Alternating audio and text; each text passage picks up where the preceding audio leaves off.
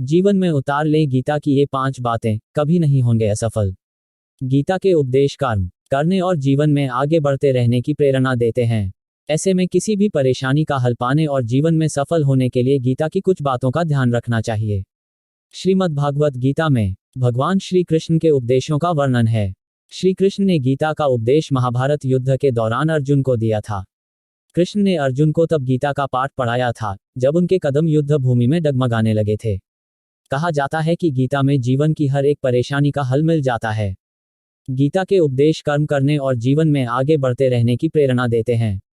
ऐसे में किसी भी परेशानी का हल पाने और जीवन में सफल होने के लिए गीता की कुछ बातों का ध्यान रखना चाहिए। जो भी व्यक्ति गीता की इन बातों का जीवन में अनुसरण कर लेता है वह हर कार्य में विजय हासिल कर सकता है। आइए जानते हैं गीता के अनमोल उपदेशों के बारे में। 1. क्रोध पर नियंत्रण रखना।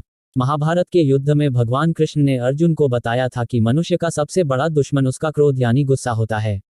गुस्से में व्यक्ति खुद पर नियंत्रण खो बैठता है और आवेश में आकर गलत कार्य कर देता है, इसलिए क्रोध को खुद पर हावी नहीं होने देना चाहिए। गीता में श्री कृष्ण ने बताया है कि यदि गुस्सा आए तो स्वयं को शांत रखने का प्रयास करें। Greater than 2. मन पर नियंत्रण।